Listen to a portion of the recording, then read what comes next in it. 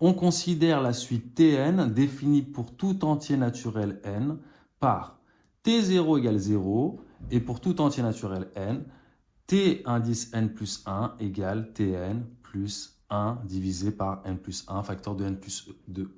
La proposition que l'on fait, c'est pour tout entier naturel n, en fait, son expression explicite, sa formule explicite, vaut Tn égale n sur n plus 1. Ici, ce n'est pas une affirmation, c'est une proposition. Vous devez, comme vous le savez, vérifier si cette proposition est vraie ou fausse. Sauf qu'il faut bien comprendre le concept de vrai ou de faux en maths. Pour montrer qu'une proposition est fausse, il suffit d'un contre-exemple. Pour montrer qu'une proposition est vraie, il faut le montrer pour tout entier naturel n. Donc ici, comme on ne sait pas si c'est vrai ou si c'est faux, la première chose que l'on va essayer de faire, c'est de calculer les premiers termes de cette suite Tn, vérifier si ça correspond avec la formule explicite donnée. Si ça correspond, c'est qu'on va pouvoir effectivement montrer ensuite par récurrence que l'expression explicite est celle-ci. Il faut bien comprendre cette idée-là. Alors allons-y, calculons.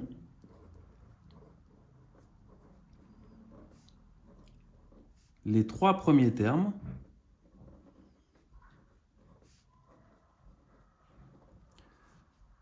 de la suite Tn et vérifions si cela correspond à la formule qu'on appelle explicite donnée. Voilà l'idée. Alors on y va. T0, on l'a déjà, on ne va pas le calculer, il vaut 0. T1 vaut quoi? T1, attention, il ne faut pas prendre la proposition. Vous ne savez pas encore que Tn vaut ça. Vous, tout ce que vous savez, c'est que Tn plus 1 égale Tn plus ça. C'est tout. Donc T1 vaut quoi? J'applique la formule de récurrence. T0, plus je remplace donc tous les n par 0. 0 plus 1, 0 plus 2. Et donc j'obtiens T0 qui vaut 0. Ici, ça fait 1 sur 1, 1 sur 2, donc 1 demi. Donc 1 demi, ok? Voilà. Voilà pour T1. On continue, on va aussi calculer T2. T2 vaut T1 cette fois. Je remplace tous les n par 1 ici. Calcul avec T1 plus, attention, hein. Attention, vous n'êtes pas concentré. En fait, je n'arrête pas de vous le dire. Tout le temps, vous n'êtes pas concentré. Donc 1 plus 1, 2 fois 3.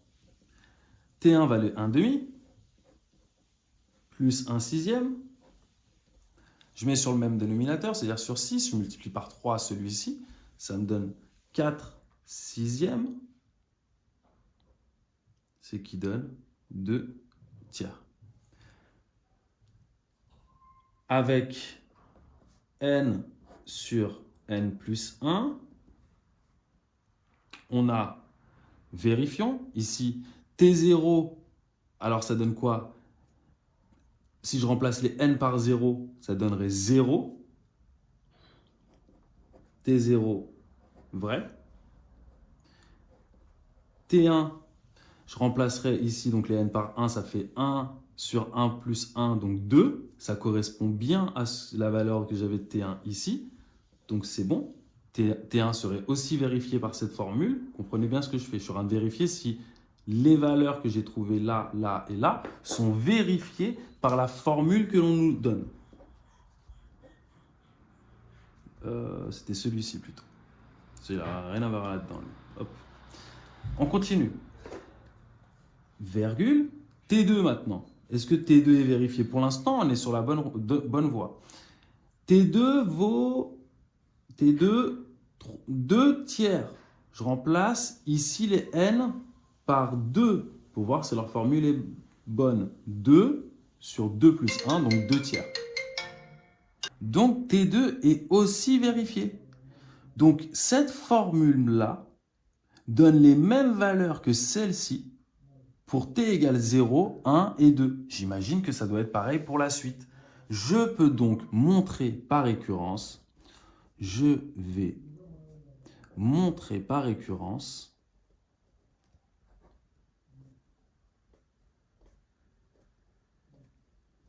que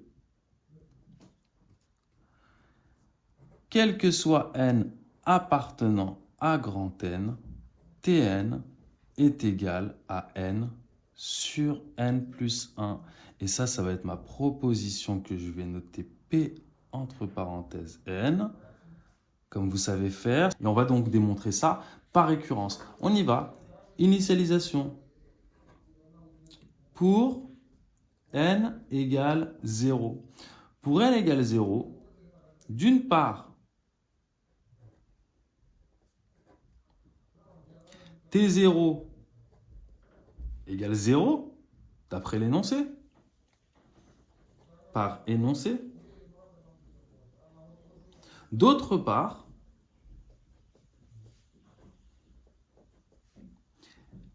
cette formule-là nous donne 0 sur 0 plus 1 égale 0. Donc, P0, vrai. J'ai démontré l'initialisation. J'ai montré que cette formule-là était bien en accord avec la suite Tn. Super. Hérédité. Je suppose que pour n appartenant à n fixé, on a Pn vrai par hypothèse de récurrence. Maintenant, j'ai un but, c'est de montrer que Pn plus 1 est vrai. Pn plus 1, toujours avoir une feuille de brouillon avec vous, pas faire comme moi, j'en ai pas.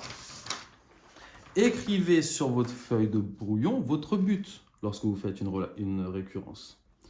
But, c'est montrer que Pn plus 1 est vrai. Pn plus 1, ça veut dire quoi? Ça veut dire montrer que Tn plus 1 égale à n plus 1 sur n plus 2. J'ai remplacé ici tous les n par n plus 1. Ça, c'est mon but. Dès que j'arrive à ce but, j'ai fini. Merci, au revoir. Et je peux aller passer un happy day comme d'habitude, en fait. Allons-y. Je pars donc de Tn plus 1. On a T indice n plus 1 égale. Vous ne pouvez pas, ici, dire directement ça. Ce n'est pas parce que vous avez supposé que Pn était vrai, Pn vrai, qu'il est vrai pour tout n. Pourquoi? Parce que vous avez supposé qu'il n'était que vrai pour ce n-là qui est fixé, que pour lui, pas pour celui d'après. Qu'est-ce que vous savez de Tn plus 1? Par contre, vous savez que Tn plus 1, voici sa relation de récurrence. C'est donc égal à Tn plus 1 sur n plus 1, n plus 2. On est d'accord? Mais Tn, lui, vous pouvez le remplacer par ça. Parce que ça, c'est votre hypothèse de récurrence. Vous voyez? Je réécris la suite. Et ici, vous écrivez bien, d'accord? Vous écrivez un petit truc comme ça. HR, et on se comprend. Ça veut dire que c'est ici que vous avez appliqué votre hypothèse de récurrence de la partie hérédité. Ici, le Tn, vous l'avez remplacé par ça. Ça, vous avez le droit de le faire. Là, je vais mettre sur le même dénominateur. Pour mettre sur le même dénominateur, il suffit de multiplier celui-ci par n plus 2. Parce que le n plus 1 est là et il est là. Donc, ça donne n plus 2, plus 1, le tout divisé par n plus 1 fois n plus 2. En développant, j'obtiens quoi? J'obtiendrai, alors comme je n'ai pas de place, je vais le faire ici. J'obtiendrai n au carré plus 2n plus 1 au numérateur. On est d'accord? Mais ça, c'est égal à quoi? Vous allez me dire, oui, bah alors du coup, regardez, je vais tout vous écrire comme ça, vous allez comprendre. Et au dénominateur, j'ai ça. Voilà ce que j'obtiens. Et vous allez dire, mais ça ressemble pas du tout. Never à notre but.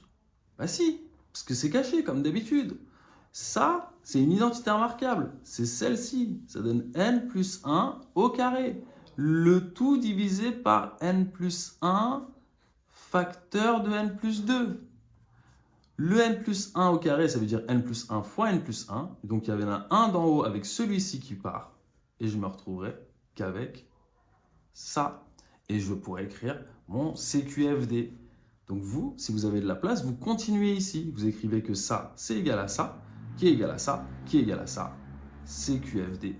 Et vous finissez par une jolie conclusion. Ainsi, j'ai montré que pour tout n appartenant à grand N, j'avais bien Tn qui est égal à n sur n plus 1. Petite remarque importante, j'aurais dû vous la dire en début de vidéo, ce sera tous ceux qui sont restés jusqu'à la fin qui vont être récompensés. Lorsque vous voulez montrer qu'une chose est vraie, vous n'avez pas besoin de faire cette partie-là. Je l'ai faite parce qu'en fait, vous allez devoir la faire sur votre feuille de brouillon. Mais pour votre rédaction, ça suffit. Si vous voulez montrer qu'une chose est vraie, vous montrez qu'elle est vraie. Vous n'avez pas besoin de dire oui, ça semble être vrai, donc je vais montrer que c'est vrai. Par contre, sur votre feuille de brouillon, vous allez devoir faire cette étape parce qu'au départ, vous ne savez pas si cette chose-là, si ce qu'on vous affirme est vrai. Donc ça, c'est un travail dans tous les cas, 100% du temps que vous allez faire sur votre feuille de brouillon. Rédaction, uniquement cette partie-là. La démonstration en fait. Ok les amis, je vous laisse ça ici. Ici, là, c'est bien. Ici, là, voilà. Prenez la correction et on se retrouve pour la prochaine vidéo. À bientôt. Ciao, ciao les amis. Salut!